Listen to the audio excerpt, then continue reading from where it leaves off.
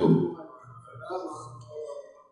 Bismillah, alhamdulillah, wassalatu wassalamu ala sayyidina rasulillah, sayyidina Muhammad ibn Abdillah, wa ala alihi wa ashabihi wa man tabi'a sunnatahu wa jama'atah min yaumina hadha ila yaumil ba'thi wal nahdah. Amma ba'du, faqad qala Allah ta'ala fil Qur'anil 'azim wa huwa asdaqul qailin. A'udzu billahi minasy syaithanir rajim.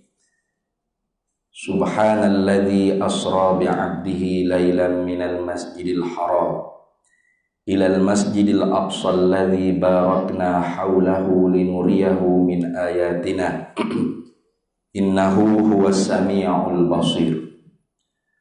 Maha suci Allah daripada segala sifat kekurangan. Allah Tuhan yang memperjalan malamkan dengan hambanya di tengah malam, mula daripada Masjid Haram ke Masjid Aqsa, yang mana diberkati dikeliling hamba Allah yakni Nabi Muhammad sallallahu alaihi wasallam di dalam perjalanan tersebut, supaya kami yakni Allah memperlihatkan akan dia yakni hamba Allah yaitu Nabi Muhammad sallallahu alaihi wasallam segala tanda-tanda kebesaran kami yakni Allah. Sesungguhnya Allah ialah Tuhan yang Zat yang maha mendengar lagi Zat yang maha melihat. Shadaqallahu maulana al-azim. Kalau mengikut ayanda tadi banyak yang suruh tu. Ini tak tahulah tubik ke tak tubik. Kerana Isra' Mi'raj ni kalau kira kan semalaman pun tak habis. Isra' Mi'raj saja ni tak habis nak cerita semalaman. Kalau di pondok-pondok dulu, masa hamba duk mengaji di pondok dulu, masuk je bulan Rejab, kebanyakan kitab malamnya yang dibaca oleh guru ditawakuf, dicutikan sementara. Diberi laluan untuk membaca kitab yang mengesahkan tentang Isra' wal Mi'raj. Antaranya kitab yang saya pegang ni, yaitu kitab yang dikarang oleh Imam Al-Muhaddis Al-Hafiz Syekh Najmuddin Al-Ghaiti rahimahullahu ta'ala. Kemudian dibuat hasyiah oleh Abil Barakat Sidi Ahmad Ad-Dardir ala Qissatil Mi'raj. Itu kalau kita Arab. Kemudian kalau kita Jawinya di kampung-kampung zaman-zaman dulu. Tahulah di Melaka ni macam mana, kalau di Kelantannya begitu zaman dulu. Sama je. Sama je. Zaman dulunya alim ulama kita akan baca kitab Kifayatul Muhtaj. Kitab yang diterjemah oleh Syekh Daud bin Abdillah Al-Fattani. Daripada asal judulnya ialah kitab ni. Itu dibaca sampai habis bulan, sampai malam Isra' Mi'raj. Jadi malam Mi'raj itu malam khatam dan berkenduri kendara. Orang panggil itu meriah lah. Zaman dulu. Jadi zaman kita sekarang ni orang tak nak dah baca kitab, tidur. Kalau baca sterik itu tidur jenera, sejak sedap ngekong pun sejuk molek rasa ni. Jadi kita ceramah. Ala kulihannya tak apa belaka. Tidak mengapa yang mana-mana. Yang penting kita senantiasa mengulang cerita tersebut setiap tahun, supaya anak-anak cucu cicit kita tidak ketinggalan dalam mempercayai salah satu daripada mukjizat Nabi kita Muhammad sallallahu alaihi wasallam. Zaman Nabi memang tidak diperingati Isra' Mi'raj, tidak ada. Tidak ada zaman Nabi buat majlis Isra' wal Mi'raj, tidak ada. Zaman sahabat pun tidak ada. Zaman tabi'in pun tidak ada. Zaman tabi'ut tabi'in pun tidak ada. Kemudian ulama-ulama mutaakhir ini dia mengadakan benda yang tidak ada di zaman Nabi sallallahu alaihi wasallam. Maka apakah perkara itu ditolak di dalam agama? Tidak. Kerana apa? Kerana mengikut maslahat semasa. Masalihul mursalah dia panggil. Melihat maslahat semasa, Zaman semakin akhir, semakin orang jauh daripada agama, semakin lupakan Nabi kita Muhammad sallallahu alaihi wasallam.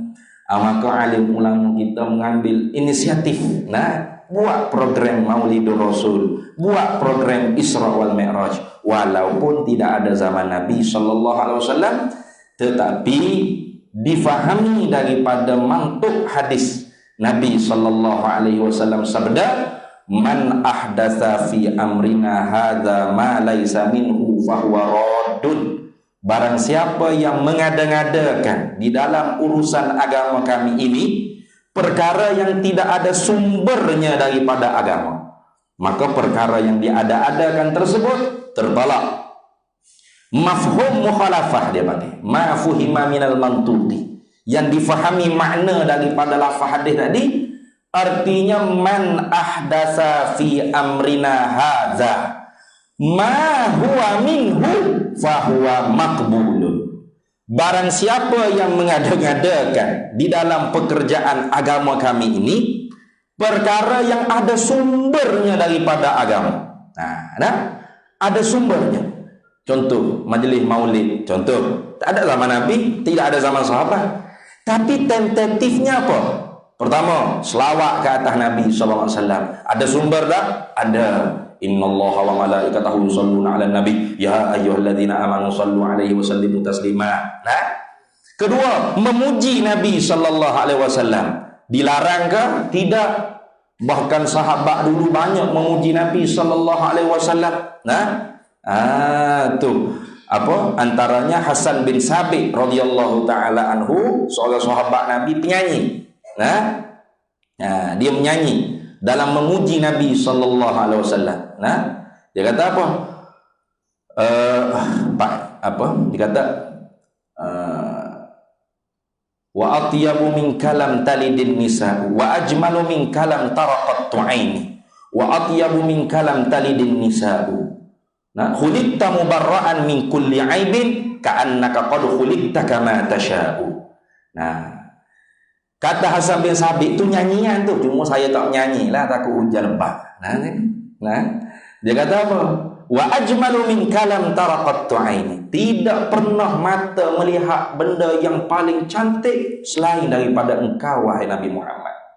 Wa atyabu min kalam talidin nisa. Tidak pernah ada bayi yang pernah dilahirkan oleh perempuan sebaik engkau wahai Nabi Muhammad. Puji ke caci dia? Puji. Khuliqta mubarra'an min kulli aibin. Engkau dijadikan oleh Allah sedikit pun tidak ada keaiban. Tak ada sedikit macam kita ni. Rasa macam tak buah hati ada juga. Mana hidung saya pupek Syahrukh Khan macam ni. Berasa tak buah hati ke? Nabi Muhammad tidak ada. Lengkap sempurna. Ka'annaka qad khuliqta kama tasha'u. Seolah-olah engkau tu diciptakan oleh Allah sebagaimana yang engkau nak dah. Itu. Rasulullah dengar, Rasulullah senyum, tak ada marah, tak kata jangan puji aku, jangan masuk neraka ni, tak ada begitu. Nabi senyum. Artinya memuji Nabi sallallahu alaihi wasallam itu termasuk sunnah taqririyah, sunnah yang diakui oleh Nabi sallallahu alaihi wasallam. Karena sunnah itu ada tiga. Sunnah qauliyah, sunnah fi'liyah, sunnah taqririyah. Ada benda hak Nabi kata, qala Nabi sallallahu alaihi wasallam, itu dipanggil sunnah qauliyah. Ada benda Nabi tak kata tapi sahabat yang cerita Nabi buat. Sahabat cerita, Ani bin Abbas radhiyallahu taala anhuma qala kana Nabi sallallahu alaihi wasallam fi'lu kaza wa kaza. Contoh, Nabi tak cakap tapi sahabat cakap, sahabat cerita, Nabi yang buat. Maka tu dipanggil sunnah fi'liyah. Ada benda yang Nabi tak cakap, Nabi tak buat, tapi sahabat yang cakap, sahabat yang buat. Di mana? Di depan Nabi atau di belakang Nabi, tapi dikhabarkan kepada Nabi percakapan dan perbuatan tersebut. Lalu Nabi tidak ingkar, Nabi senyum, Nabi tidak marah. Itu ini. Pernah satu kali Nabi masuk masjid, sahabat-sahabat duduk beripung, akak berdiri, menghormati Nabi sallallahu alaihi wasallam. Dengan sifat tawadhu'nya Nabi suruh duduk. Jangan di. Bangun, duduk. Maka dengan betulnya sahabat bila Nabi suruh duduk baliklah dia ya. Melainkan Hasan bin Sabit seorang tak duduk dia, diri juga, cegak diri. Sahabat-sahabat lain kata, duduk Hasan. Rasulullah suruh duduk, berdiri dia, tak duduk. Bila Rasulullah jalan sampai di hadapan Nabi, sampai di hadapan Hasan bin Sabit, Hasan bin Sabit dengan secara spontannya menyanyi. Dia seniman kata ni. Dia seniman Tan Sri Hasan bin Sabit ni, dia seniman kata ni. Dia menyanyi selalu. Dia kata apa? Qiyami lil azizi fardun alayya wa tarkul fardi ma huwa mustaqim. Ajibtu liman lahu aqlus salim yara hadzal jamal wa la yaqumu. Berdirinya aku untuk kekasihku itu satu kewajiban ke atas diriku. Meninggalkan kewajiban itu bukan perkara yang betul. Nah, tinggal benda wajib. Betul tak betul? Tak betul tu. Tak semaya subuh. Tak betul itu. Tak semaya maghrib itu ni. Tak betul itu. Nah, kenapa? Wajib. Ajibtu liman lahu aqlus salimu. Hairan aku melihat orang yang mempunyai akal yang sejahtera. Tidak gila, tidak bengang, tidak tolol. Ini yara hadzal jamal wa la yaqumu. Tapi melihat ini kecantikan yang berlalu di hadapan mata mereka, wala yaqumu, tidak berdiri menghormati kecantikan yakni Nabi Muhammad sallallahu alaihi wasallam. Puji ke caci tu? Puji, artinya memuji Nabi itu sunnah takririyah. Cerita kisah Nabi boleh? Boleh. Alimu auladakum bihubbin nabi wa ahli baiti. Nah, wa iqra'ul Quran. Ajar anak kamu mencintai Nabi. Bagaimana nak cinta kalau tak tahu sejarah hidup Nabi sallallahu alaihi wasallam? Itu. Lagi berceramah memupuk kecintaan umat kepada Nabi. Ditegah? Tak, bahkan disuruh kita cinta kepada Nabi. La yu'minu ahadukum hatta akuna ahabba ilaihi min nafsihi wa waladihi wa walidihi wan nasi ajma'in. Patu jamu makan, sudah maklum ada jamu makan. Nanti ni penduduk kendara. Dilarang? Tidak, disuruh. It'amut ta'am. Nah, buat jamuan makanan. Wa yut'imuna at-ta'ama ala hubbihi miskinan wa yatiman wa athira. Artinya setiap program tu ada sumbernya dalam Islam. Nah, cuma diletak, dirangkum sekali jadi majlis Maulidur Rasul. Tiba-tiba bid'ah dolalah, tak boleh, haram. Sebab zaman Nabi tak ada. Boleh. Nah, orang seperti itu pemikiran dia tu melucukan. Kenapa? Bila kita tanya, macam sempit. Roti halal dah? Halal. Daging lembu halal? Halal. Sayur halal? Halal. Bawang halal? Halal. Sos tomato ke cili sos halal? Halal. Gabung sekali jadi burger? Haram. Sebab apa? Burger tak ada zaman Nabi. Pelik lagu tu dia ni. Mana boleh gitu? Itu dangkal pemikiran orang seperti itu. Nah, maka difaham daripada hadis tadi, mafhum mukhalafahnya, man ahdatsa fi amrina hadza ma huwa minhu fahuwa maqbulun. Barang siapa yang mengada-ngadakan di dalam pekerjaan agama kami ini perkara yang ada sumbernya daripada ajaran agama. Macam tadi. Nah, selawat Nabi ada sumber.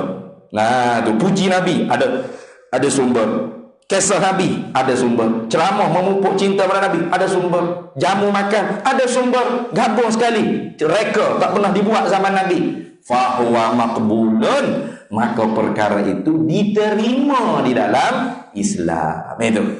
Jadi dalam Quran tu Allah Ta'ala tidak tegah kita buat apa yang Nabi tak buat.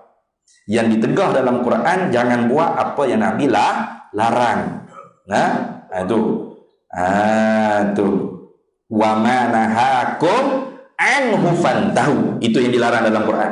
Wa ma, dan apa barang nahakum yang menegahlah oleh Nabi sallallahu alaihi wasallam akan kamu, fantahu, maka jangan kamu buat. Ai fajtanibu, jauhi. Dalam Quran Allah Ta'ala tak sebut wa ma lam yaf'alhu fantahu. Apa yang Nabi tidak buat jangan kamu buat. Tidak ada ayat Quran seperti itu. Sebab banyak benda yang Nabi tak buat kita kena buat, bahkan wajib kena buat. Quran di zaman Nabi tidak ada disusun, ditulis lengkap dengan mishaf seperti yang kita guna sekarang. Tak ada pula ni ada Quran.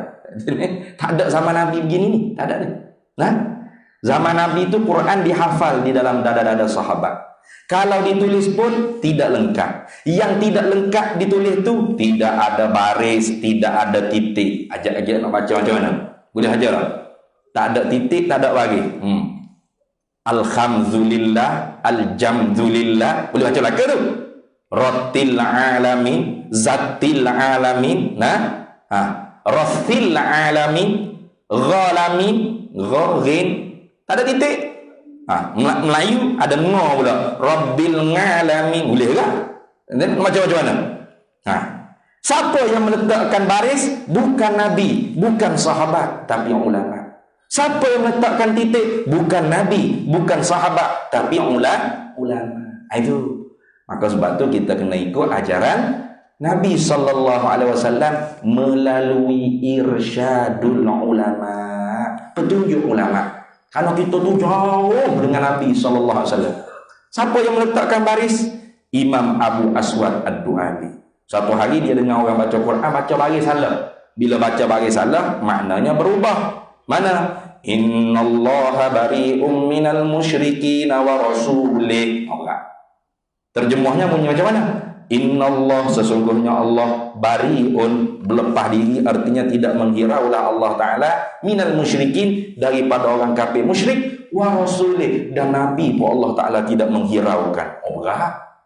Salah besar tu makna seperti itu. Lepas tu yang betulnya, innallaha bari'un minal musyrikin wa rasulullah. Kenapa maknanya macam mana? Sesungguhnya Allah dan Rasulullah tidak menghirau daripada kafir musyrikin. Itu makna. Maka oleh Imam Abu Aswad Ad-Du'ali diletakkan baris-baris di dalam Al-Quran supaya kita bacanya betul, tidak merubahkan makna. Pasal apa letak titik? Bukan Nabi, bukan sahabat, ulama. Siapa? Al-Imam Ahmad bin Khalil Al-Farahidi meletakkan titik-titik pada huruf-huruf hijaiyah di dalam Al-Quranil Karim. Jadi kalau siapa yang tak nak pakai ulama, direct kepada Nabi, tak sedar diri nak mampus. Tak sedar diri tu, tak sedar diri dia ni. Nanti ni. Samalah dengan memperingati Isra wal Mi'raj. Tidak ada zaman Nabi, tidak ada dalam sahabat, tetapi ulama melihat suasana zaman semakin lama semakin kurang orang dengan agama. Semakin kurang dengan agama, maka diadakan setiap bulan Rejab bersempena bulan yang mana berlakunya peristiwa tersebut, walaupun tanggalnya ada dikhilafkan oleh ulama, tetapi yang penting kita menceritakan tentang kisah tersebut supaya anak-anak kita mendengar, dan nanti dia besar dia pula menyampaikan kepada anak-anak mereka, ini bukan kisah dongeng, ini bukan cerita Doraemon, Pokemon, Ultraman, ini kisah benar-benar berlaku di atas tubuh badan Nabi kita Muhammad sallallahu alaihi wasallam. Maka karena itu Allah Ta'ala dalam memulakan cerita Isra di dalam suratul Isra ayat yang pertama yang membaca tadi, Allah mulakan dengan tasbih. Subhana, Maha suci Allah Ta'ala. Maha suci daripada apa? Munazzahun anin naqais. Tersuci Allah daripada segala sifat-sifat kekurangan. Apa setengah daripada sifat kekurangan? Setengah daripada sifat kekurangan ialah kita mengiktikad, kita berpegang di dalam hati Allah tidak mampu memperjalankan Nabi Muhammad seperti di kisah Isra wal Mi'raj. Kenapa? Kerana hukum adat. Ini kalau kita mengaji ilmu tauhid, insya-Allah kita akan faham. Kalau orang tak pernah mengaji ilmu tauhid, dia bingung dulu, tak nak beza antara hukum akal dan hukum adat. Di surau ni ada tak mengajar ilmu tauhid? Ada deh. Tauhid mana tu? Sifat 20. Sifat 20. Sifat 20. Kalau telah yang pada tauhid sifat 20 tu memang tak jumpa juga. Mana? Perbahasan hukum akal dan hukum adat. Ini penting. Kalau orang itu tidak dapat membeza antara hukum akal dan hukum adat, kadang-kala membawakan seorang tu ingkar mukjizat para nabi, para rasul. Ini bahaya, menjadi kufur bi ijma'il ulama. Ingkar dengan karamah aulia ini menjadikan dia tu fasik mubtadi', keluar daripada jalanan ahlus sunnah wal jamaah, walaupun masih muslim, masih Islam. Ini bahaya. Nah, maka karena itu, di zaman Nabi ada perjalanan daripada Mekah ke Palestin menggunakan kenderaan yang ada pada zaman tersebut. Mana ada lagi kereta, jet, kapal terbang, tak ada lagi. Kenderaan yang paling laju ketika zaman tu ialah kuda, unta, itu yang paling laju. Yang mana kalau naik kuda, naik unta daripada Mekah ke Palestin, ada pada zaman Nabi itu memakan masa sebulan pergi, sebulan balik. Sebulan pergi, sebulan balik, tak berhenti di mana-mana RNA tu. Straight dia tu ni. Nabi sallallahu alaihi wasallam tu pergi sebulan ke? 2 bulan? Tidak. Seminggu? Tidak. Sehari? Tidak. Sejam? Tidak. Jadi pening dah kita tu lihat ni. Bagaimana? Bobek ulama sebut. Kalau dalam kitab dia sebut apa? Rasulullah sallallahu alaihi wasallam tu ketika mana bainaman Nabi sallallahu alaihi wasallam fil hijri indal baiti. Ketika mana Nabi sallallahu alaihi wasallam duduk menyenggeng ni meletak hidung. Muttaji'an di antara hijir Ismail dengan Ka'bah. Muttaji'an menyenggeng. Baina rajulaini, di antara 2 laki-laki, Hamzah bin Abdul Muttalib, pak saudaranya Nabi, dan Ja'far bin Abi Talib, sepupunya Nabi sallallahu alaihi wasallam. Iz atahu Jibrilu wa Mika'ilu wa ma'ahuma malakun akharu. Mendatangilah akan Nabi oleh Jibril dan Mika'il, dan ada satu lagi malaikat tak sebut nama. Artinya Nabi itu duduk tidur. Maka ulama kata bekas tempat Nabi tidur tu meninggalkan panas haba tubuh Nabi, belum hilang lagi bekas haba tersebut, Nabi sampai dah. Cuba kita akak punggung jamu punggung kita, jamu lantai, jangan jamu punggung, jamu lantai. Panas tak? Panas. Kenapa? Karena tubuh kita tu ada haba. Itu ni karena kejadian manusia tu. Kalau tanya tu bomo, ya tahulah min anasir arba', daripada unsur yang 4. Mana? Tanah, air, api, angin. Artinya tubuh kita tu ada unsur api, ada haba. Sebab tu kalau masuk ramah adalah suran, kalau ramah lagi badan ni, pasal ekor, panas ada. Ekor pun rosak. Bukan ekor rosak, dalam tubuhmu tu ada api. Apa? Haba. Kalau kita duduk, cuba kita akak punggung, jamuh tempat duduk kita, panas. Itu haba tempat duduk kita tu lama mana tinggal? Ada sejam? Tak ada. Kalau sejam ada lagi panas. 2 jam berapi, terbakar kapek. Ada gitu? Tak ada. Tu bobek tanda sakatan masa berlakunya peristiwa tersebut di atas tubuh badan Nabi kita Muhammad sallallahu alaihi wasallam. Tiba-tiba kalau seorang tu tidak mengerti hukum akal dan hukum adat, maka dia kata macam mana? Kisah ni tak logik pada akal ni. Mana boleh terima dengan akal? Siap. Ini. Kadang-kadang ustaz pun ada ceramah seperti itu, tahu tak? Dengan bergegar ceramah. Tuan, peristiwa Isra wal Mi'raj ini peristiwa yang mustahil pada akal manusia. Berat. Mustahil pada akal manusia. Kalau kita tu mengaji, kita kena tanya selalu ustaz tu, akal siapa yang mustahil, hai ustaz?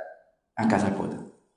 Kalau akal Abu Bakar As-Siddiq radhiyallahu taala anhu, tidak mustahil, bahkan harus. Abu Bakar As-Siddiq namanya Abdullah bin Abi Quhafah. Bila orang mari cerita, Abdullah, boleh dengar tak? Terbaru, terkini, sensasi, Muhammad jadi gila, benar tak? Hidup cerita kata dia ni pergi ke Masjidil Aqsa semalam. Naik ke langit, turun balik ke Masjidil Aqsa, balik ke Mekah. Tak sampai subuh lagi sampai dah di Mekah. Mungkin tak? Jawab Abu Bakar dengan akal yang sehat. Inni la usaddiquhu bima ab'adu min zalika. Aku membenarkan apa yang disampaikan oleh Nabi. Lebih pada ni pun aku terima lagi. Aku percaya lagi. Itu. Kenapa? Kerana harus pada akal. Yang menggerakkan, yang memperjalankan, yang menyampai, yang mengembalikan siapa? Allah. Bukan unta, bukan kuda, bukan buruk pada hakikat. Walaupun pada ceritanya ialah buruk. Itu. Tapi kalau akal Abu Jahal, Abu bapak, Jahal bodoh, bapak bodoh. Oh, mustahil pada akal. Ini bahaya. Kita kona sikit, kita buat teka-teki. Tak sedap juga saya seorang bercakap, takut ramai-ramai ada nak bercakap. Ada ni. Kita buat teka-teki, kita lari sikit dengan kisah Isra Mi'raj. Bunyi teka-tekinya macam mana? Saya tanya. Ibu-ibu ayah-ayah, saya tanya ni soalan. Dengar baik-baik soalan. Saya nak jawab, nak ibu ayah jawab soalan saya. Terima ke atau tidak terima pada akal kita manusia? Terima ke tak terima pada akal kita manusia? Pada akal, bukan pada adat tu. Pada akal kita manusia, seseorang yang makan nasi 10 pinggang tapi tetap lapar, tak kenyang-kenyang. Terima tak pada akal?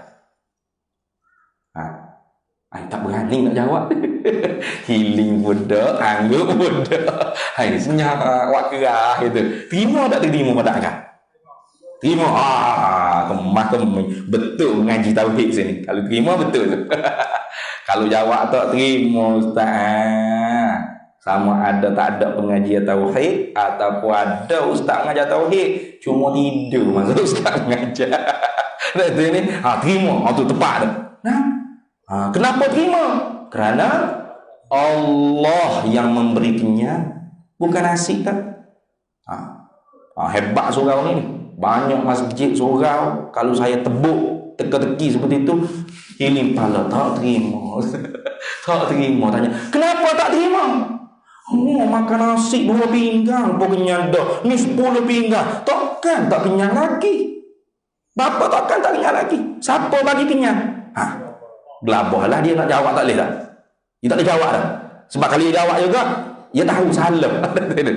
Sudah, nak jawab macam mana? Tak boleh jawab. Itu ada banyak tempat-tempat masjid-masjid, surau-surau tak faham hukum akal, hukum adat. Ini bahaya. Sebab tu kata Imamul Haramain. Imamul Haramain ini Imam Al-Juwaini, guru bagi Hujjatul Islam Imam Al-Ghazali. Dia kata apa?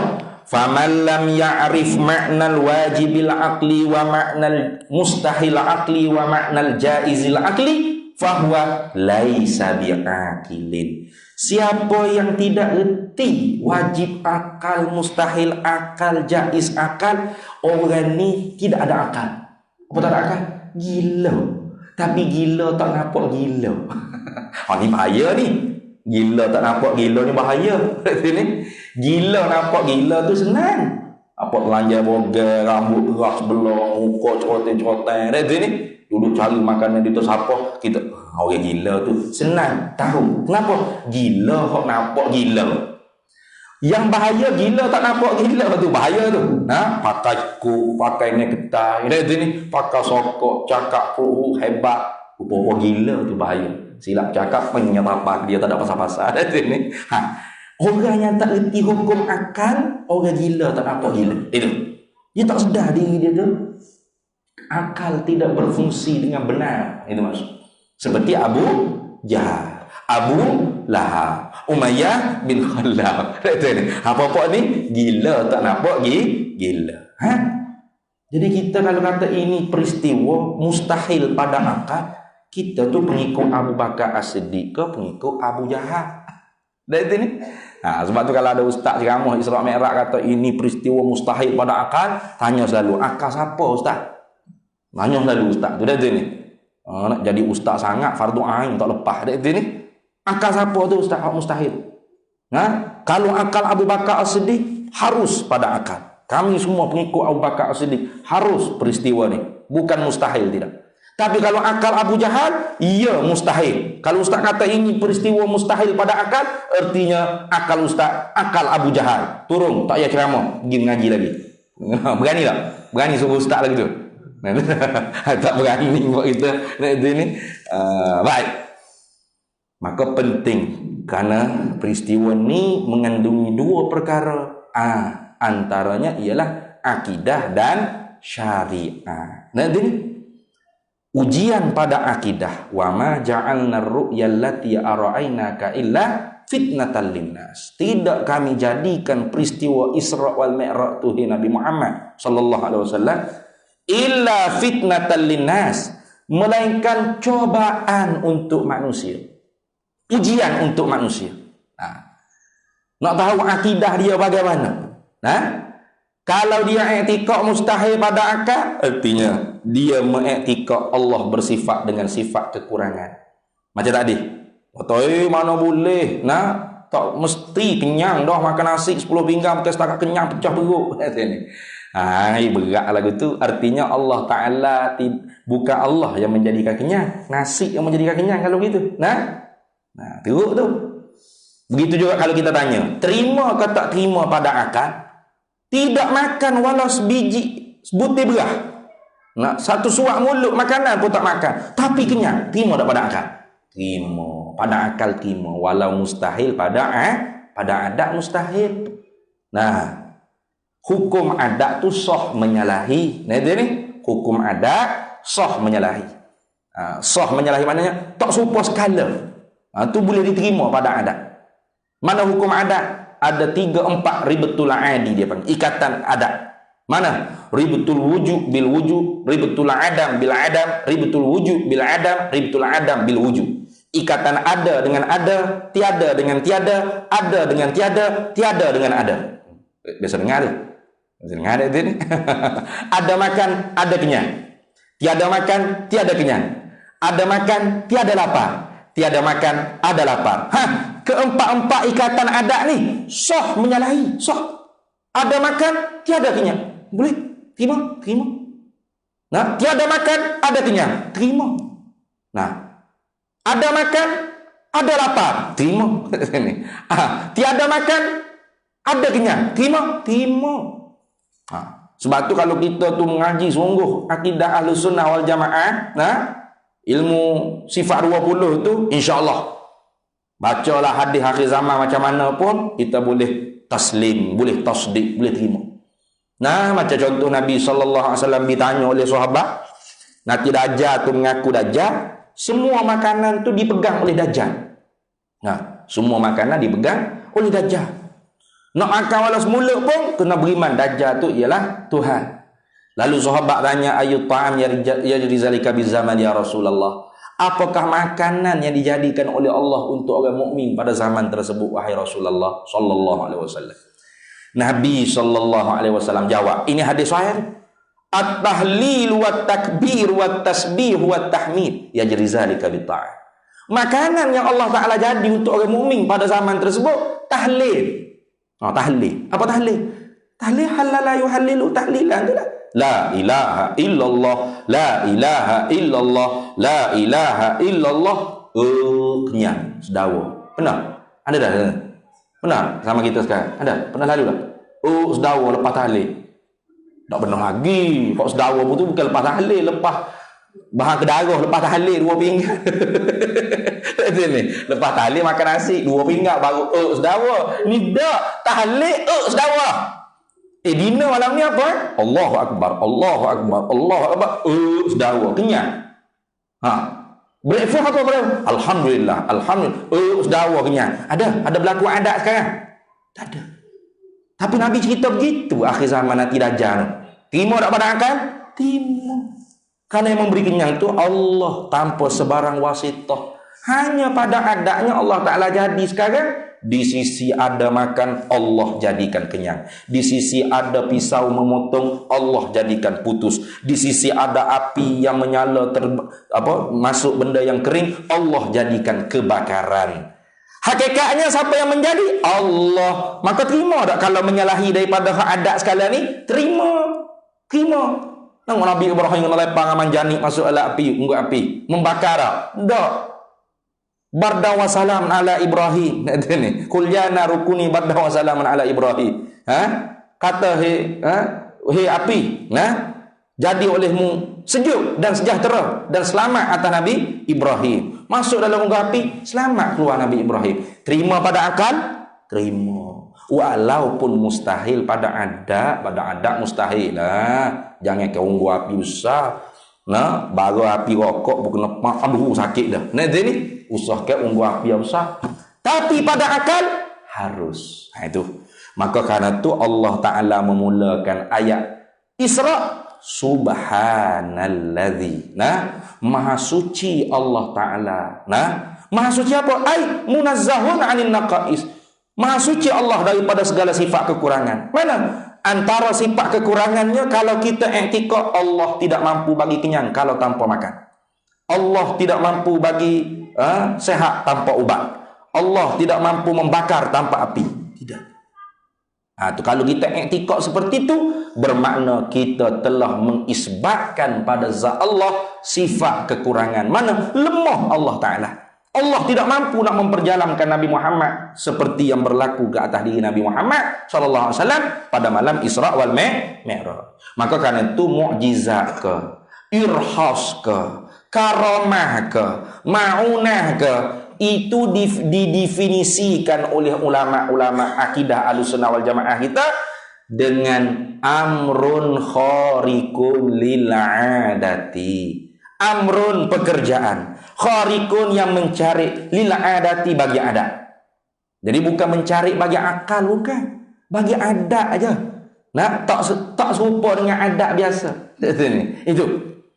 Adat biasa boleh kau susu satu bekas tu cukup untuk 100 orang. Boleh. Satu nabi, satu grebo, satu bekas susu cukup. Masuk Abu Hurairah sendiri. Abu Hurairah tu bimbang, takut dia tak sempat air habis, susu habis.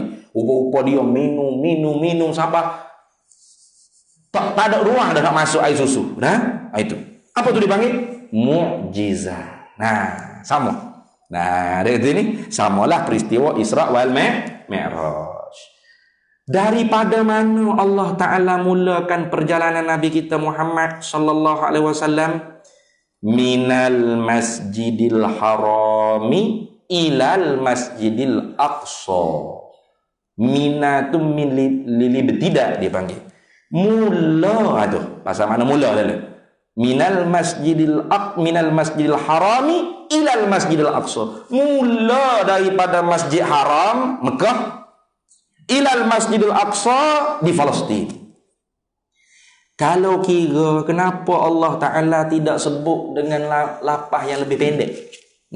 Mana? Subhanalladzi asra bi'abdihi lailan minal makkata ila Falastin. Tak sebut lagu tu. Yang sebut sejik weh. Sebut sejik. Apa yang sebut sejik ya? Sebut sejid tak sebut Mekah. Padahal Masjidil Haram berapa kelimah tu? 2 kelimah. Berapa huruf? Banyak daripada Mekah. Mekah 3 aja. Minkah ta marbuta. Makkata. Habis. Bukan lebih rekah, lebih pendek. Kenapa Allah Ta'ala tidak guna Makkata ila Falastin? Guna Masjidil Haram ilal Masjidil Aqsa. Ini satu daripada isyarah. I'lanun bi khafiyin. Pemberitahuan daripada Allah dengan secara halus bahawasanya jantung dalam satu negeri, jantung dalam satu negara, jantung dalam satu daerah, jantung dalam satu kampung ialah masjid. Masjid. Dari ini masjid. Kenapa? Baitullah fil ardi masajidullah. Rumah Allah di atas permukaan bumi ialah tempat-tempat bersujud kepada Allah. Itu masjid. Maka sebab tu masjid tak boleh kita buat macam orang panggil syarikat sendian berhak, tak boleh. Ada setengah-setengah masjid bila dah dia tak jadi dah bendahari di masjid tu, nya tabu-tabu masjid dia buat lagi. Ada ni lagu tu dia ni. Dia kata, ini tabung masa saya dulu pegang bendahari. Kalau awak dah bendahari baru, awak kena cari lain lah. La ilaha illallah. Ada je ni lagu tu. Nah, berat orang. Dia buat masjid makin syarikat sendiri berhak. Mana? Kutik umum. Kutik umum. Nah, dalam bank tu juta-juta ada. Tahulah masjid kawasan ni wallahu a'lam. Dia ni masjid di tempat lain, kau tahu di mana? Di Bosnia, Herzegovina, wallahu a'lam. Nah, kutik hari Jumaat umum. Alhamdulillah, kutipan kita berapa ratus ribu dapat. Alhamdulillah, syukur. Betul? Tak ada program. Nah, nak bagi tangga, nak bagi pahit masjid, buat proposal. Nah, duit duk senyap dalam bank. La ilaha illallah. Ini masjid ke syarikat sendiri yang berhak.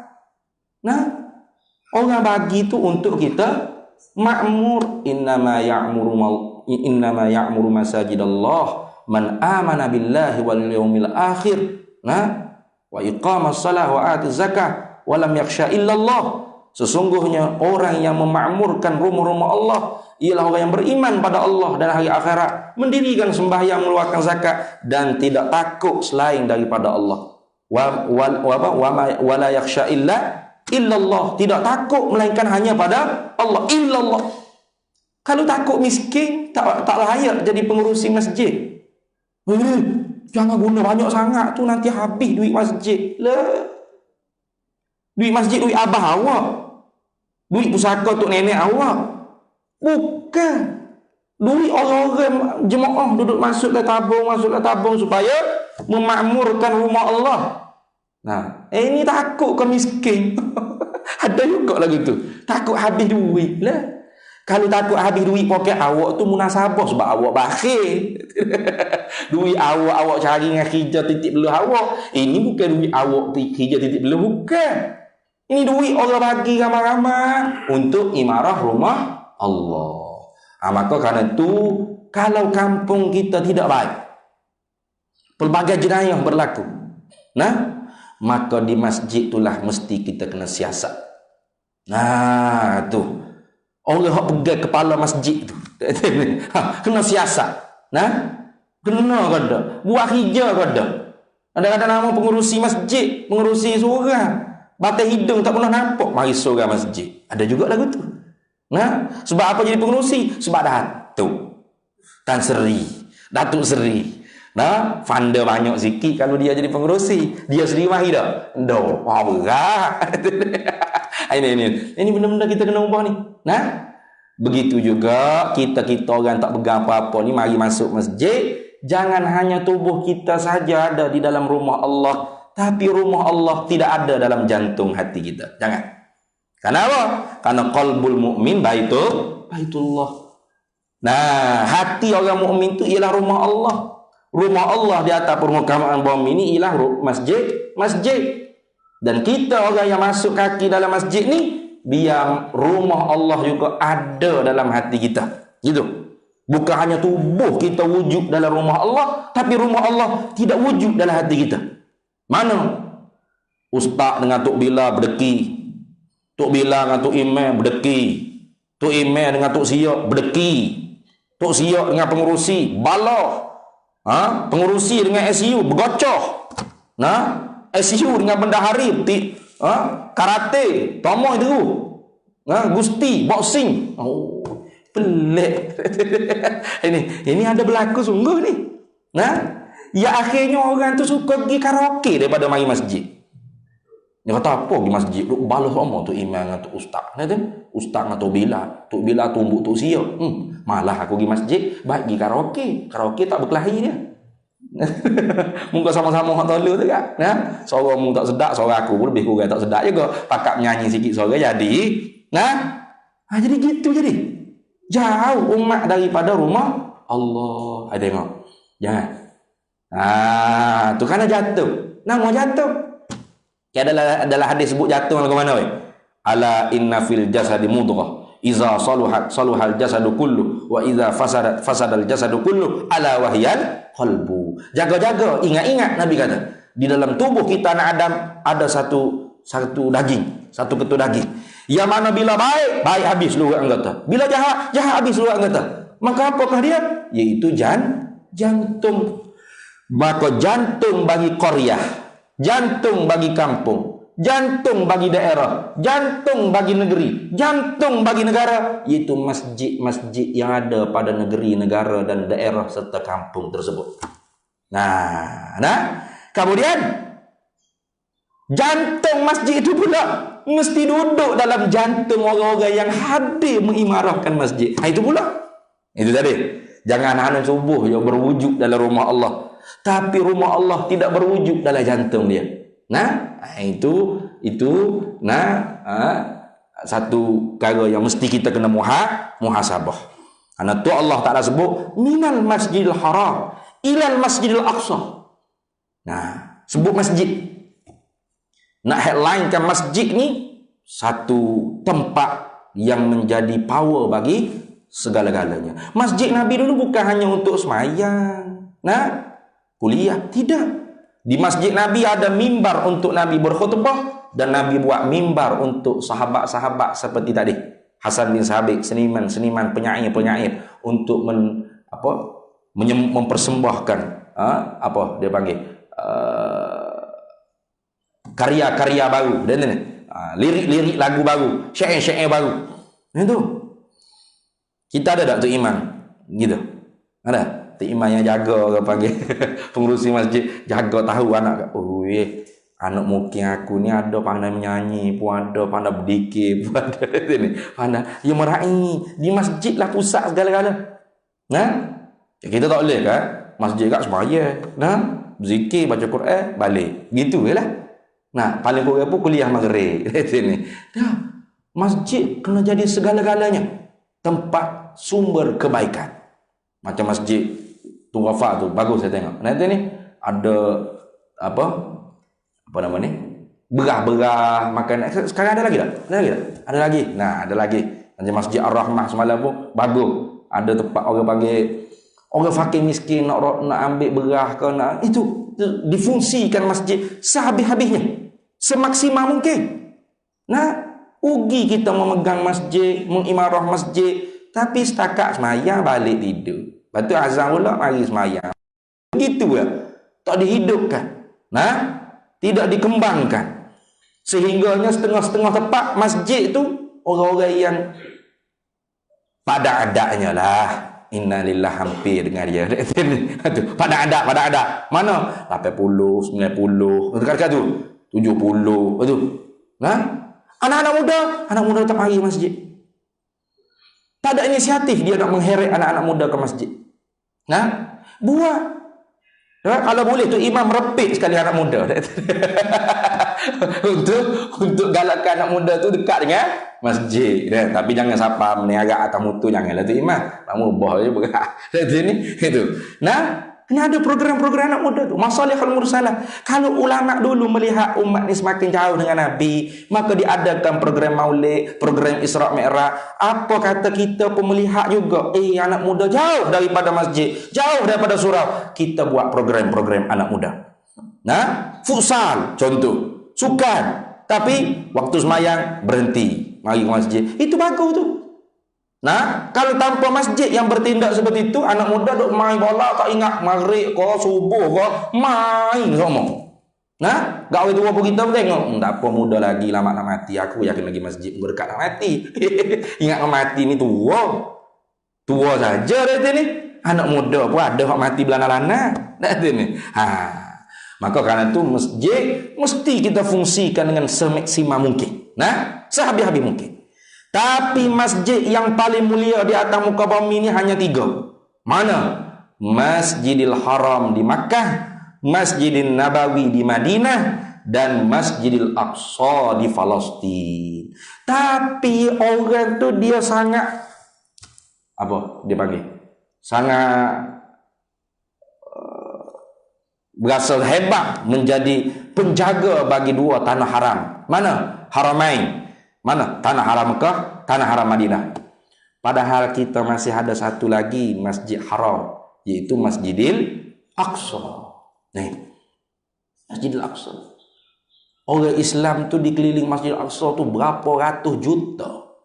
Nah, bangsa Zionis hanya ada berapa puluh juta. Berapa puluh juta. Tapi tidak mampu untuk mengembalikan balik izahnya Palestin, izahnya Masjidil Aqsa. Tak mampu. Ini benar-benar sebagaimana Nabi SAW sabda. Nah, mana? Banyak tapi seperti buih di laut. Nah, ini tubal antum kasir walakin kawusai fil bahri. Nah, sahabat tanya kenapa? Nah, kenapa kaya Rasulullah? Rasulullah kata, selagi akan mengerumuni kamu oleh musuh kamu seperti mengerumuni orang pada dalam makanan, bekas makanan. Akala ta'ala qas'atiha. Dalam hadis Nabi sebut. Min qillati mina yauma idzin hadza ya Rasulullah. Karena kami sedikit ketika itu ya Rasulullah. Rasulullah kata, "La, tidak. Bal antum katsir." Bahkan kalian itu ramai, walakin kagusa, tetapi seperti buih di laut. Kenapa? Hubbud dunia, cinta kepada dunia, wa karahiyatul maut, benci pada agama. Itu maksud. Karahiyatul maut tu bukan takut mati.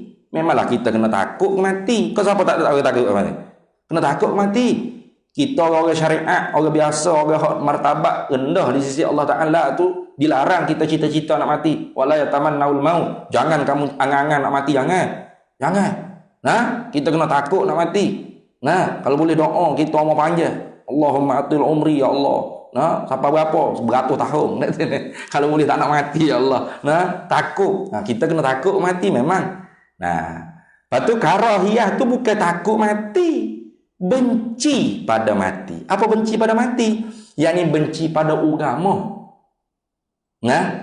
Karena hijau agama yang kita duk tegak di atas muka dunia sekarang ni tujuannya untuk bekalan mati. Kita mengaji untuk apa? Mati. Kita mengajar untuk mati. Kita semayang untuk mati. Kita sedekah untuk mati. Bukan untuk hidup. Untuk mati. Kita mengaji ni untuk turun ke tanah. Kita semayang untuk turun ke tanah. Bukan semayang nak naik langit dah. Bukan kita semayang nak naik langit. Berat kalau kita semayang nak naik langit. Kita semayang ni untuk turun ke tanah. Mana? Masuk dalam lubang kubur tu. Man dakhalal qabra bila zadin faka'annama raqibal bahra bila safinatin. Barang siapa yang masuk ke dalam lubang kubur. Masuk situ bukan dia hantar mayat, dia sendiri dah mayat. Itu makna dakhalal qabra. Man dakhalal qabra, barang siapa yang masuk ke dalam lubang kubur, artinya barang siapa mati bila zadin, tanpa membawa bekal. Tak ada bekal ilmu, tak ada bekal amal, tak ada. Beramal tanpa ilmu, ilmu tanpa amal, ada macam-macam jenis. Ada ilmu tak beramal. Tak ada ilmu tapi kuat beramal, ada juga. Ni macam kita zaman-zaman akhir ni banyaklah. Ulama semakin kurang. Bila ulama semakin kurang, orang ni ramai hak nak ke agama. Maka startlah beramal. Beramal ikut kepala otak sendiri. Ikut peseng dia sendiri. Hak ni peseng begini, hak ni cara begini. Fikir-fikir sendiri agama. Mana boleh begitu? Dinuna bunyanu 'alan nuqul la 'ala munasabatil uqul. Agama kita tu dibina di atas nakalan daripada Quran dan Sunnah, ijma'ul ulama wa qiyasul fuqaha. Bukan semata-mata munasabah akal kita, bukan. Kalau munasabah akal kita berok keluar tahi besar-besar ni, patut kena mandi lah. Bukan ambil air semaya, muka, tangan, sapak siku, sapu kepala, basuh kaki, sapu kulali saja. Betul tak? Tapi dah berok walaupun tahi besar mana, ni basuh muka, tangan, sapak siku, sapu kepala, basuh kaki, sapu kulali. Itu dah. Tapi kalau keluar air manis titik dah. Mana ada keluar air manis sebeldi ada? Tak ada, setitik dah. Tapi kena mandi nah. Ada? Betul tak? Sepatutnya keluar air manis itulah, ambil air semaya je setitik sikit dah. Itu gitu logik akal. Tapi dah. Agama ni bukan dengan logik akal. Dengan perintah wahyu daripada Allah. Mesti daripada bayanul ilahi dan bayanul ulama. Itu bayanul ilahi Quranul Karim, sunnatun nabawiyah. Bayanul ulama, ijma'ul ulama. Nah, bayanul aqli dia panggil. Bayanul aqli, ijma'ul ulama dan qiyasul fuqaha. Nah, itu. Mesti begitu agama. Nah, tak dapat orang panggil kita tu agama dengan cara fikir-fikir akal sendiri bagaimana. Tak boleh. Maka cuba tengok. Nah, betul dah Nabi sallallahu alaihi wasallam sebut ada. Hubbud dunia, cinta pada dunia. Betul sungguh. Allah tengok weh. Demo boleh pakat gaji ribu dah, tapi tak cukup lagi, nak besar lagi, nak tinggi lagi pakat, nak rebut lagi kalau boleh nombor 1 Perdana Menteri. Kalau tidak Perdana Menteri pun naik pakai jadi tu agong sendirinya. Nak juga, nak tak cukup. Itu perangai manusia. Memang dah. Alhaakumut takasur. Celakalah orang yang berlomba-lomba pada dunia. Bila hatta zurtumul maqabir, sehingga dia pergi ziarah kubur. Tengok. Pergi ziarah kubur. Kalau kita nak menghilangkan sifat apa? Hubbud dunia tadi, hubbul jah, hubbul riasa, hubbul mal, hubbul syuhrah, banyak-banyak pergi ziarah kubur. Kita tengok di kubur ada berapa. Nak kalau kubur orang besar-besar, Tan Sri, Datuk Sri, kita tengok balik. Ada tak bawa pangkat Datuk Sri masuk? Nah, bawa harta tak? Jutawan bawa? Tak bawa. Nah, bawa ke apa? Bekalan amal aja. Maka sebab tu kata Abu Bakar As-Siddiq, man dakhalal qabra bila zadin faka'anna ma raqibal bahra bila safinatin. Barang siapa yang masuk ke lubang kubur tanpa membawa bekalan amal. Mana bekalannya? Wa tazawwadu fa inna khairaz zadi taqwa wattaquni ya ulil albab. Wa tazawwadu, berbekalah olehmu. Wa tazawwadu, berbekalah olehmu. Allah Taala suruh dalam Quran.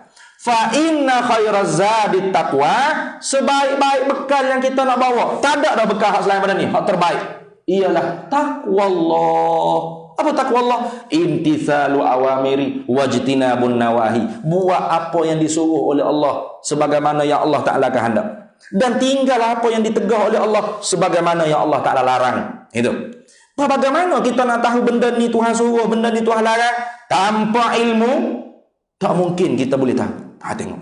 Maka sebab tu Imam Ghazali dalam kitab yang terakhir beliau mengarang sebelum beliau wafat, iaitu kitab Minhajul Abidin ila Jannati Rabbil Alamin. Disiplin tata cara orang nak jadi hamba pada Allah, nak menuju syurga Allah Subhanahu wa taala. Disebut dalam kitab tu ada 7 halangan kita ni nak jadi hamba kepada Allah. Mesti kita kena tempuh. Halangan yang pertama, aqabatul ula wa hiya aqabatul ilmi. Menuntut ilmu. Lepas tu bawa aqabatul taubah, bawa aqabatul awarid. Itu banyak lagi aqabat. Ilmu yang pertama. Tiba-tiba kalau kita tak mengaji, tak belajar, atau kita belajar tapi kita tak beramal, tu dua-dua sama tak? Sama aja dua-dua tu. Teruk dua-dua. Maka ketika tu kita tu tidak membawa bekal masuk ke dalam lubang kubur. Faka'annama raqibal bahra bila safinatin, seolah-olah kita nak menyeberangi lautan yang dalam tapi tidak menaiki sampan, tidak menaiki perahu, tidak menaiki kapal. Lepas tu berenang, boleh berenang. Ingat swimming pool, sekat-sekat betis. Swimming pool tak apa nak berenang. Ni laut tu. Laut tu dalam tu. Kata pengkaji, kedalaman laut tu lebih tinggi daripada gunung yang paling tinggi di atas daratan. Kedalaman laut tu lebih dalam daripada ketinggian gunung yang ada, bukit yang ada di atas daratan. Jadi kalau tak naik perahu, tak naik sampan, artinya mati lemah orang tu dalam laut. Sama. Jadi ni, maka kenapakah kita orang Islam tu jadi begini sebegini di akhir ni? Karena dua tadi Nabi sebut, hubbud dunia, cinta pada dunia. Yang dah dapat dunia pun duk cinta lagi. Kita kalau tak dapat dunia pun cinta juga ke dunia. Ni, kalau boleh ke kita pun nak juga. Orang yang dapat dah tak cukup, nak lagi. Ini sifat-sifat yang mesti kita kena buang. Dalam jiwa-jiwa kita kan, mukmin. Kena buang. Kalau ada hak ni kan, Allah rusak selalu lah. Tuhan tak jaga, Tuhan tak tolong. Dalam hadis yang lain Nabi sebut, La tas'alil imarata. Jangan kamu minta jawatan. Jangan minta jawatan. Jangan pergi sebulan sekali pergi minta jawatan. Bila nak bagi ke saya jadi Perdana Menteri ini, bagilah ke saya contoh. Jangan minta, jangan. Jangan minta. Kenapa jangan? Fa innaka, sesungguhnya engkau, in u'titaha, jika diberikan akan dikau jawatan tersebut, min mas'alatin, dari kerana engkau yang minta, wukil ta'alaiha, Allah Ta'ala tidak bantu engkau dalam mengurus jawatan tersebut. Tuhan serah, buat sendiri, ngawak dia ya? Dan nak sangat, kalau dapat dengan sebab minta, maka Tuhan tak tolong. Makin teruk jadi. Sebaliknya, wa in u'titaha, jika diberikan jawatan tersebut, min ghairi mas'alatin, dari ketiadaan kamu yang meminta, tak minta. Ada pun nama naik jadi Perdana Menteri, tak ada. Dosnya, tiba-tiba jadi dia. In ta'alaiha, nescaya dibantu oleh Allah akan dikau menguruskan jawatan tersebut. Ini Nabi sebutlah mudah ni. Tapi orang kita tak beramal ni. Itu ni, Allahu Akbar, tak beramal. Nak lagi kalau politikus. Allah. Politikus gak, memang kebanyakan politikus tu jadi tikus. Merosok lebih baik daripada memperbaiki. Ada politikus yang bersifat negarawan, ada. Apa jarang nak jumpa. Contoh bekas Menteri Kesihatan. Nama apa dah? Doktor apa? Zulkifli, itu ni. Walaupun sudah tidak ada lagi jabatan menteri, tapi dia menawarkan untuk khidmat walau dia tanpa gaji, tanpa perlu dibayar. Itu orang panggil politikus yang bersifat negarawan. Kita nak begitu. Cukuplah kita berpolitik tiap-tiap hari, tiap-tiap masa. Bila nak jaga negara, bila nak memajukan bangsa, bila nak kemudian kita pula rakyat Malaysia ni, tidak ada dalam rukun negara kesetiaan kepada pemimpin politik dan parti politik. Ada dalam rukun negara begitu? Tak ada. Yang ada dalam ideologi negara, rukun negara yang dibuat setelah mana berlaku 13 Mei dulu, yang adanya kesetiaan kepada raja dan negara. Jadi kita tu kena jadi walaun. Jangan malaun, jangan. Kena jadi walaun. Apa? Orang yang tak setia kepada raja dan negara, bukan pada pemimpin parti-parti politik, bukan pada parti-parti politik itu sendiri, bukan. Kalau kita tu taksub kepada parti kepartian politikus, satu masa nanti kita lah yang akan menangis. Kenapa? Pening, sakit jiwa, sakit kepala. Kenapa? Tidak ada satu pun tindak tanduk orang politik tu yang jelas, tidak ada. Melainkan satu je yang jelas. Mana? Dia nak kuasa. So tu. Betul tak? Memanglah takkan buat parti politik tak nak dapat kuasa. Bodoh kita buat parti tak nak berkuasa. Baik buat pertubuhan peladang nanti ni. Tu. Jadi memang parti politik tu dia nak kuasa. Itu saja yang jelas. Yang lain semua tak jelas. Maka sebab tu jangan kita letak dalam hati parti tu. Punah rosak binasa ukhuwah Islamiah di antara kita. Dalam kubur tu tidak ditanya, ma hizbuka, apa parti kamu? Ada dalam kubur. Ada itu, tak ada.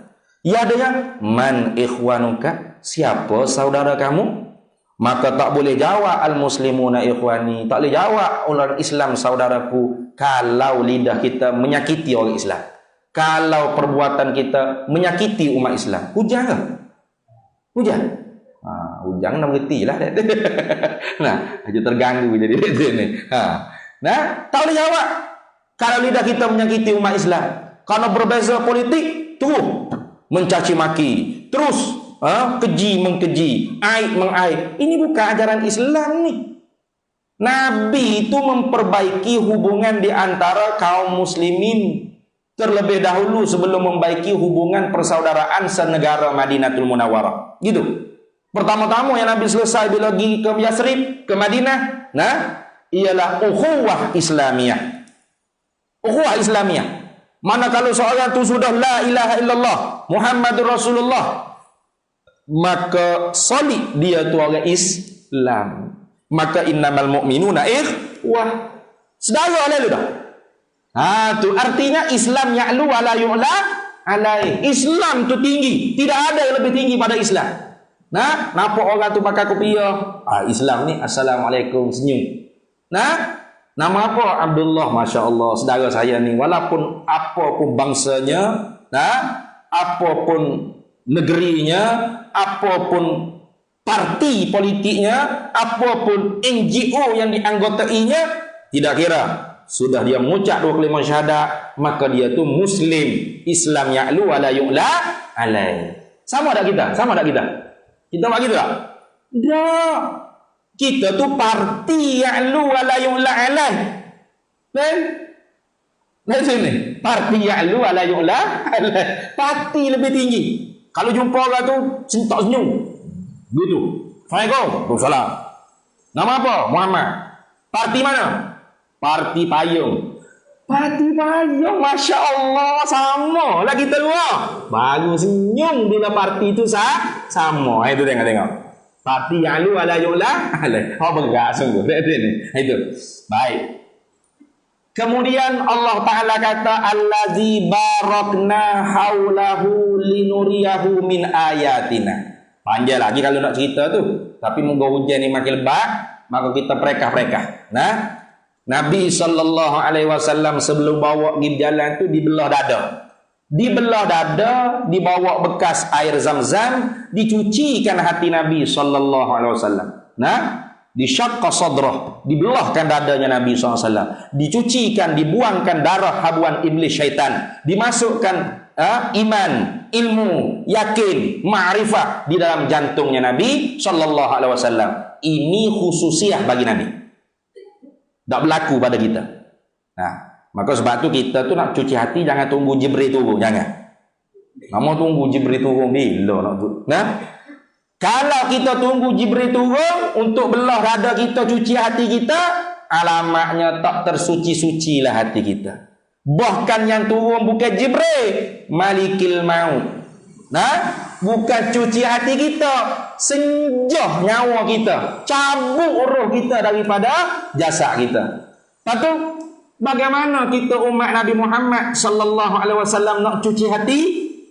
Inilah Nabi menempuh perjalanan ni untuk menerima perintah as-salah. Inna as-salata kanat 'alal mu'minina kitaban mawquta. Sesungguhnya sembahyang yang difardukan di atas orang mukmin itu berwaktu, dan sembahyang itu sendiri ialah tariqatul lil mu'minin wal mi'rajul lil muttaqin. Nah, jalanan untuk membersihkan hati bagi orang mukmin dan mi'rajnya bagi orang yang bertakwa kepada Allah Subhanahu wa taala. Maka karena itu cara nak menyucikan hati kita umat Nabi Muhammad sallallahu alaihi wasallam, qad aflaha man tazakka wa dzakara asma rabbih fasalla.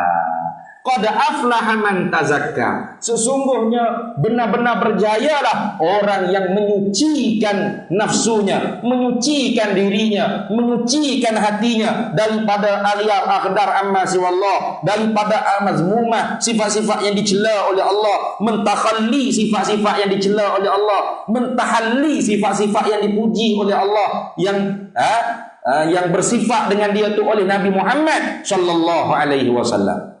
Nah, lepas tu bagaimana caranya? Qad aflaha man tazakka wa dzakara asma rabbih fasalla. Sebut akan nama Allah artinya banyak zikrullah. Nah, banyak menyebut Allah, la ilaha illallah, subhanallah, Allahu akbar, atau Allah. Iya. Jangan kita kata Allah apa ni, berzikir Allah bila Allah suruh dalam Quran itu, ya ayyuhalladzina amanu dzkurullaha dzikran katsira. Ya ayyuhalladzina amanu, wahai orang beriman, uzkurullah, sebut olehmu akan Allah. Sebut bagaimana? Zikran katsira, sebagai sebut yang banyak. Bukan ingat sebut. Nah, kalau ingat bukan banyak, ingat senantiasa, sokmo kita panggil. Ingat sokmo, ingat senantiasa. Macam kawan kita kalau lama tak jumpa, nah, Kata Allah enggak, tak ada telefon, tak ada mesej mari ya Allah. Dia tak ingat dah kau ke saya nya. Tak ingat kau kau. Hei, ingat semua itu. Ingat semua yang demo yang mana tak ingat. Kau tak mesej, tak telefon tu sibuk. Ingat semua. Apa? Ingat sentiasa. Bukan ingat banyak. Kau ingat banyak. Banyak mana yang ingat? Nah, 100 kali, 1000 kali. Tak ada ingat banyak. Ingat semua senantiasa. Sebut tu banyak. Nah, dari ini wa zakara asma rabbih. Nah, dengan menyebut nama Allah, fa shalla dan mendirikan sembahyang. Inilah Nabi sallallahu alaihi wasallam sebelum nak dibawa menerima perintah Allah untuk menyucikan hati-hati kita orang mukmin, iaitu sembahyang. Terlebih dahulu Nabi itu dibelah dada dan dicucikan hati. Kemudian di dalam perjalanan tersebut Allah Ta'ala kata allazi barakna haulah, yang kami berkati akan Nabi sallallahu alaihi wasallam tu di kelilingnya. Ini mana setiap kali bergeraknya Burak sampai di satu tempat disuruh Nabi turun sembahyang. Nah, paling kurang 5 tempat. Di Madinah, Thaibah. Nah, di Syajaratul Musa, di Turus Saina, di Baitul Lahmi. Nah, paling kurang 4 ke 5 gitu. Di dalam kitab ni dia cerita. Nah, mana?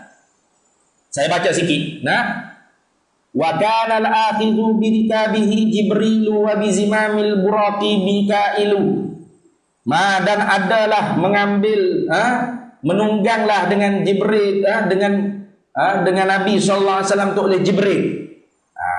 Jibril itu memegang apa? Tali apa? Tali burak. Tu. Wa bi zimamil buraqi Mikailu. Dan Mikail pula pegang tali kaki. Kaki burak tu Mikail pegang.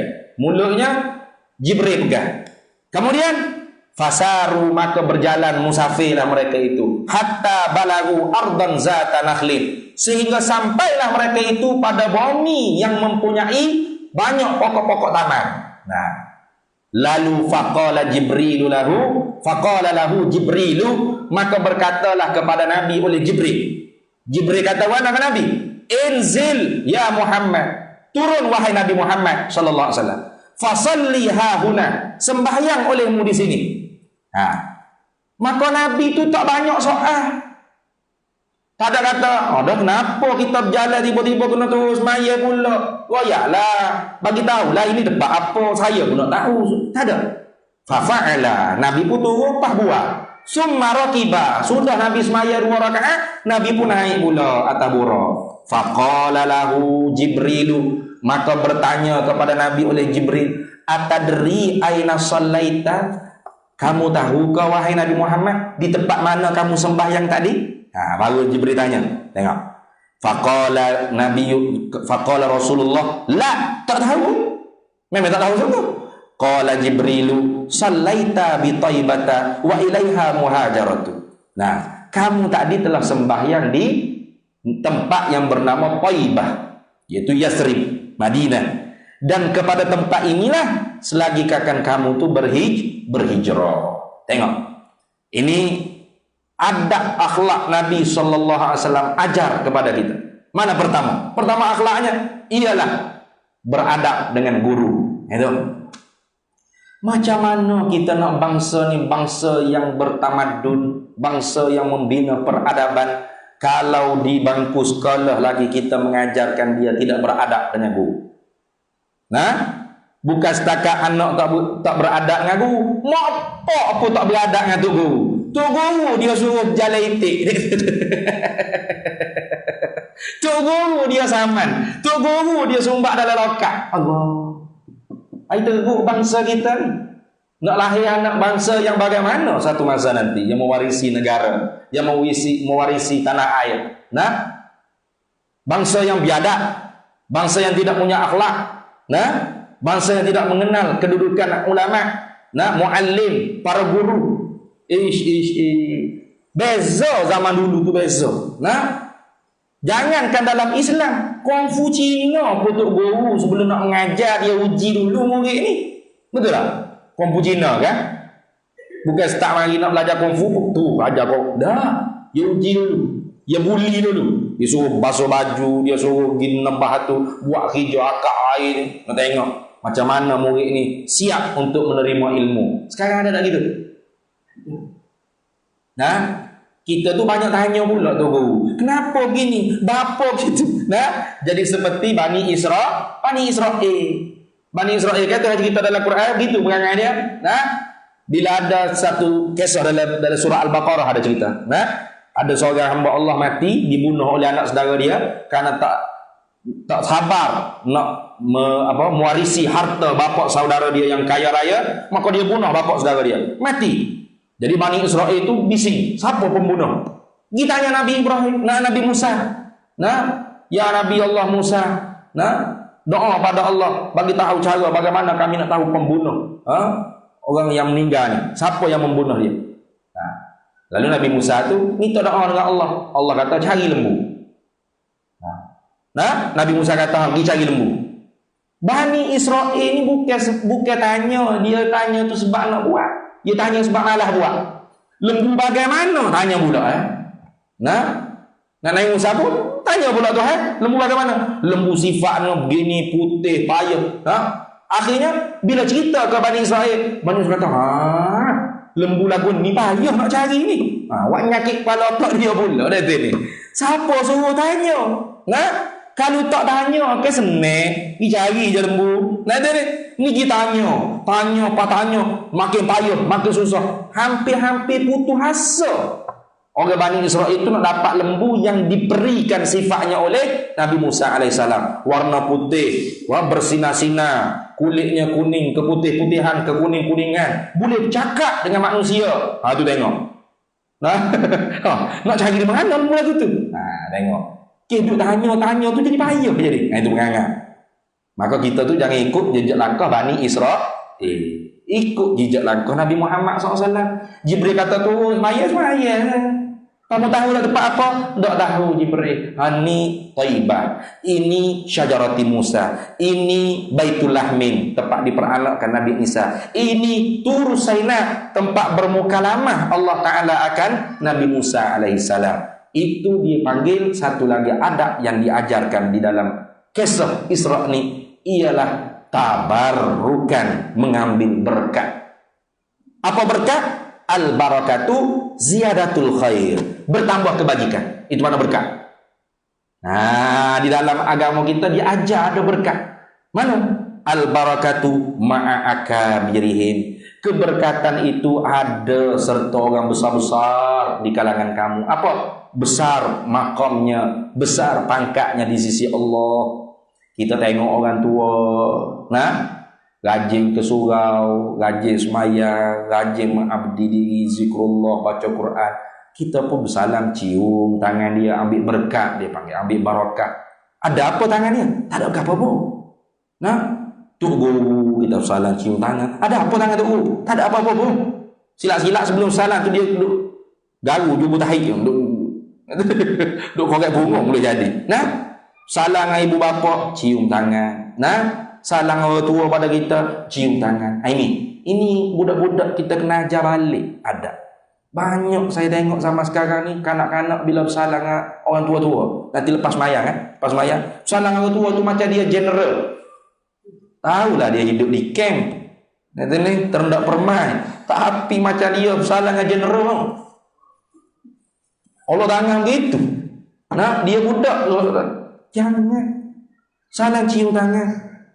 Orang tua. Laisa minna man lam yarham saghirana. Walam yuwaqqir kabirana. Bukan di kalangan kami, Nabi kata. Orang tua tidak mengasihi orang muda di kalangan kami. Orang muda yang tidak hormati orang tua di kalangan kami. Orang tua kita bersalam sebelah tangan. Kecil, kita tu budak kecil kan benda tu ni. Itu qalilul adab. Sedikit adab. Bimbang-bimbang nantinya su'ul adab, jahat adab. Dah bila kita tu qalilul adab, salam orang tua, sebelah tangan gini. Kita budak. Lama-lama duk rasa orang tua tu sama tua dengan kita. Dengan sepak terajang, dengan tampar orang tua. Gitu. Tak ada kan zaman ni?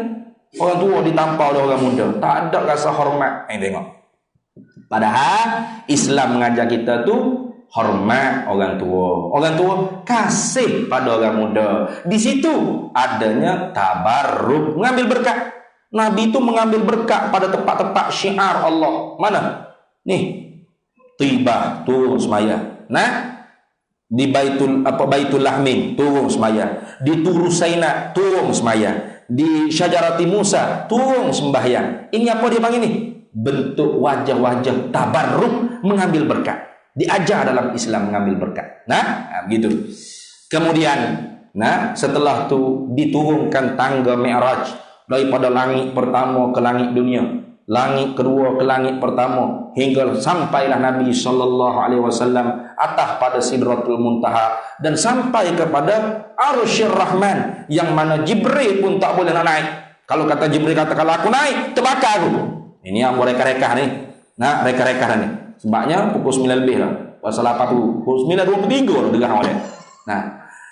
Maka di sanalah Nabi kita tu diberi oleh Allah Ta'ala kurniaan yang tidak pernah mana-mana Nabi Rasul yang sebelum ni dapat. Mana? Musyahadah zat Allah dan mukalamah dengan Allah. Mana? Nampak zat Allah dengan butir mata Nabi dan dapat bercakap Nabi SAW dengan Allah Subhanahu Wa Ta'ala.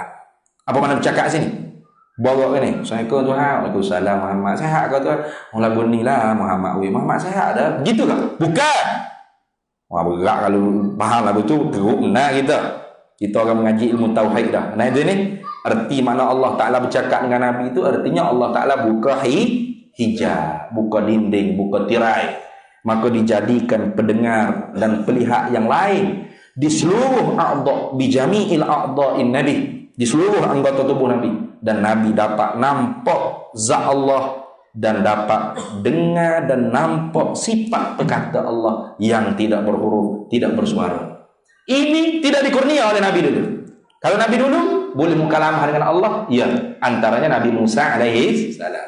Wa kallamallahu Musa taklima, berkata-kata oleh Allah akan Musa sebagai berkata-kata. Apa makna berkata-kata? Tuhan buka hijab, dijadikan pendengar pelihat yang lain di tubuh Nabi Musa. Nampak Nabi Musa akan sifat perkata Allah saja, tidak zat. Nah itu. Maka Nabi Musa ni dia minta dah dengan Allah Ta'ala dulu. Falamma ja'a Musa limiqatina wa kallamahu rabbuhu qala rabbi arini unzur ilaika.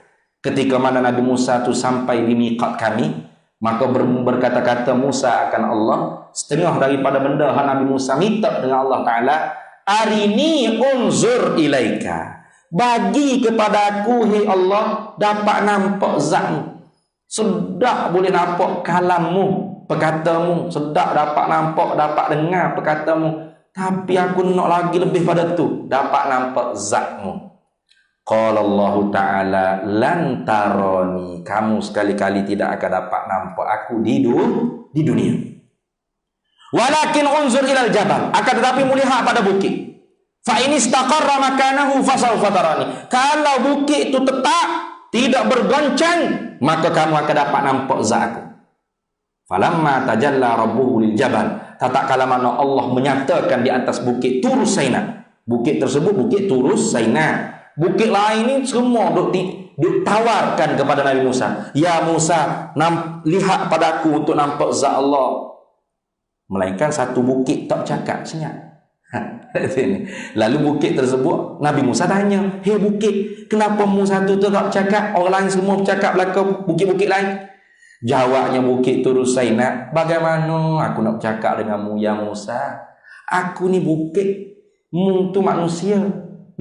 Bukit manusia biasa, Nabi, Rasul, Kalimullah pula tu. Kalau aku dengan manusia biasa pun kalah dah.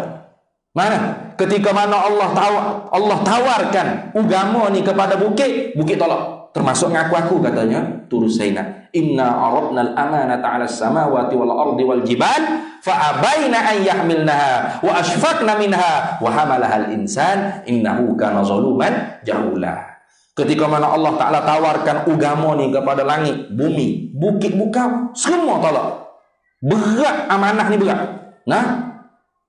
Maka oleh kerana Tur Sinai, bukit Sinai itu tawadhu, bersifat tawadhu, maka bukit Sinai itu dipilih oleh Allah untuk ditajalli, dimenyatakan. Falamma tajalla rabbuhu lil jabal ja'alahu dakka wa kharra Musa sa'iqa. Maka bukit Tur Sinai bergegar, lalu Nabi Musa rebah pengsan dan tak dapat nampak zat Allah Subhanahu wa taala. Kenapakah seorang tu diberi nampak zat Allah Taala? Kerana bersifat tawadhu. Ini tengok. Maka kerana itu sembahyang yang difardukan oleh Allah ke atas kita ni salah satu daripada rukun fi'li yang di double oleh Allah dalam setiap rakaat ialah sujud. Sajdataini, 2 kali sujud. Yang lain semua sekali. Rakaat sekali, i'tidal sekali, duduk sekali, qiyam sekali, sujud 2 kali. Kenapa? Karena sujud itulah tempat menyatakan kehambaan seseorang hamba kepada Allah Subhanahu wa taala. Muka yang paling mulia di atas diletak lebih rendah daripada punggung, bahkan sama taraf dengan kaki. Itu. Tapi oleh kerana kita tak memahami filosofi dia panggil sembahyang, falsafah dia, sujudlah siapa berasak berapi dahi pun hati duduk ke langit takabur tinggi. Jadi ni tak mencapai hakikat hamba.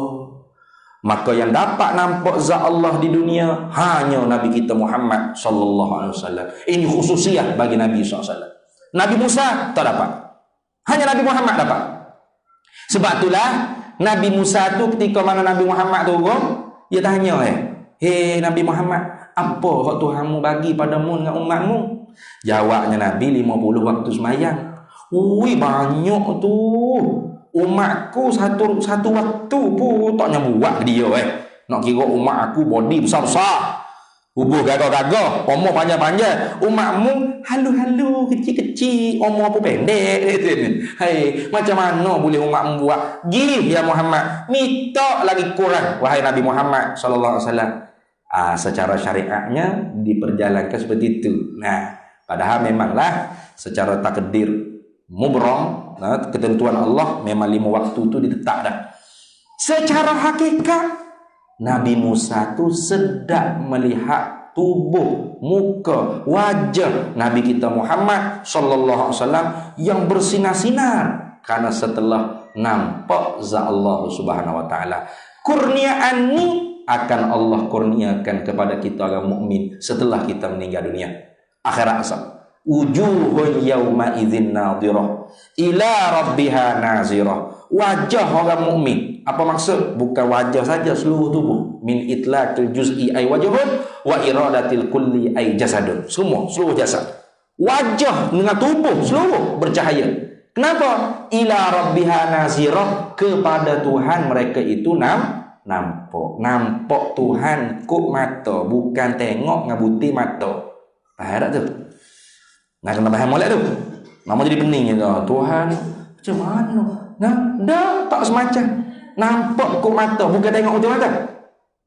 Kalau tengok ni gini,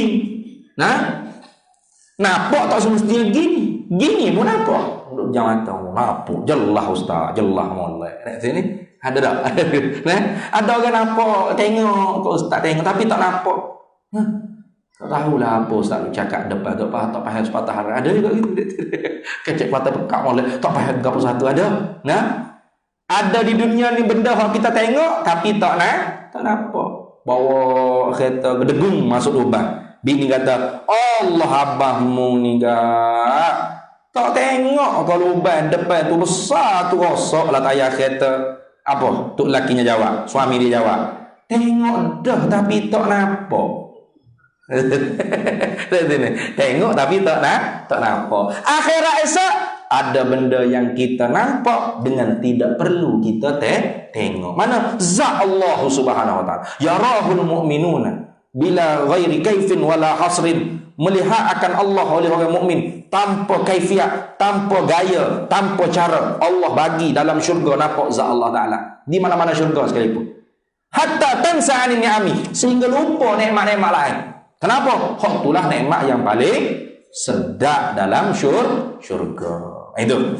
Maka nak dapat nikmat tu, kalau tak semaya, tak boleh. Kalau semaya tak betul, tak boleh. Sebab tu semaya kena mengaji. Tengok Nabi turun, lepas tu siapa sebelum subuh. Tak masuk subuh, 2 jam lagi masuk subuh. Tapi Nabi semaya tak subuh pagi tu? Tak. Nabi tak semaya pagi tu subuh. Padahal kewajipan sembahyang 5 waktu tu sudah diperintah. Sudah diperintah. Nabi balik turun ke Masjidil Aqsa, naik Burak, pergi ke Masjidil Haram, Makkah Al-Mukarramah. Subuh tak masuk lagi tu. 2 jam lagi subuh nak masuk. Tapi Nabi tak semaya subuh. Sebab tu kalau kita mengaji kitab fiqh, ulama tu bila masuk bicara tentang waktu semaya, mana? Faslun fi bayani awqatis salati. Fasal pada menyatakan waktu-waktu bagi sembahyang. Waktu yang pertama ialah az-zuhur wal asr wal maghrib wal isya wal fajar. Yang dibilang oleh ulamanya ialah waktu zuhur dulu. Kenapa? Kerana bagaimana Nabi nak sembahyang kalau tidak diajar bagaimana tata cara sembahyang? Tentu kata Nabi sembahyang dah. Hak Nabi sembahyang sebelum ni sembahyang kaifiat millati Ibrahim, bukan sembahyang hak diajar hak difardukan di dalam syariat Nabi Muhammad lagi, bukan. Maka hak dapat kewajipan sembahyang ni Nabi sembahyang dulu dak? Tunggu Jibril tu zuhur kat ajar kaifiat sembahyang, barulah Nabi tu sembahyang. Difaham daripada fi'lin Nabi, perbuatan Nabi sallallahu alaihi wasallam meninggalkan subuh walaupun sudah wajib, tak sembahyang subuh kerana belum diajar kaifiat sembahyang. Zuhur kat agak baru Jibril turun mari ajar, baru Nabi sembahyang. Ulama membilangkan satu daripada 9 syarat sah bagi sembahyang, ilmun bi kaifiyatiha. Ilmu maknanya mengetahui dengan tata cara sembahyang. Maka sebab tu jangan kita rasa ngaji bab sembahyang semua, jangan. Dah banyak kalau kita nak cek tengok kat orang hak semaya tak kena dengan hak dalam kitab. Tak semaya panjang, niat saja. Niat tu satu rukun. Ni rukun qalbi dipanggil. Mana niat? An-niyatu mahalluha fil qalbi. Niat tu tempatnya dalam hati. Cuba tengok. Bila orang tu nak semaya, Allah jadi usalli fardhal isya. Allah. Orang tanya, mana yang 3-4 kali tu akad ambil? Kau tak masuk niat. Nak masuk mari daripada mana niat mereka? Niat mari daripada mereka nak masuk sampai kok susah gitu semua nak. Niat tu dalam hati, mahalluha fil qalbi. Sepatutnya mudah ya. Allahu akbar. Mudah ya. Bahkan mazhab Syafi'i ni mudah tak mudah. Dia sunatkan pula kita berlafaz. Usalli, kalau bahasa Arab bunyi usalli fardal isya'i. Usalli, aku semayang fardu isya'i isya. Aku semayang fardu isya sebelum sikit daripada takbir. Wa yundabun nutqu qubailat takbir liusa'il lisanil qalb. Sunat menuturkan dahulu sebelum sedikit daripada takbir supaya menolong lidah hati. Mana? Kalau kita orang Melayu gini, aku semayang fardu isya, sebut mula Allahu akbar. Kan senang. Ya payah tu sebab tu orang Melayu baca Quran Arab, pas terjemah pula 3-4 versi. Dia ni usalli fardal isya, dalam hati sahaja aku semaya. Dalam kitab tu kata sengaja ke tak sengaja, sahaja duk balah tu 2-3 minit dah. Dia ni dalam kitab tu memanglah sebut lagu tu sebab tata bahasa. Cara nak menyusun bahasa memang begitu, tapi praktikal tidak begitu. Macam berita lah, kita tulis berita mesti kena gaya bahasa, tata bahasa betul. Tak boleh cakap macam orang kapur. 3 Januari. Sidang apa? Mampu gerah. Oh, selok. Gapo kita kita baca sak khabar. Nah, tak wartawan mana tulis ni? Nah, 13 Mac. Accident. Oh, mampu gerak. Selok. Cabut pala. Nah, ye boh. Oh, berat lagi tu. Ni. Oh, tak boleh guna bahasa kampung dah leh. Surat khabar. Surat khabar kena ikut tata bahasa. Dah lagi tak tu ikut tata bahasa. Tapi secara praktikalnya tak gitulah. Usalli aku semaya. Fardu ta'aruf. Nah, isyak ta'yin waktu. Habis. Jadi kalau kita tu orang Melayu, cakap kat Melayu kan senang.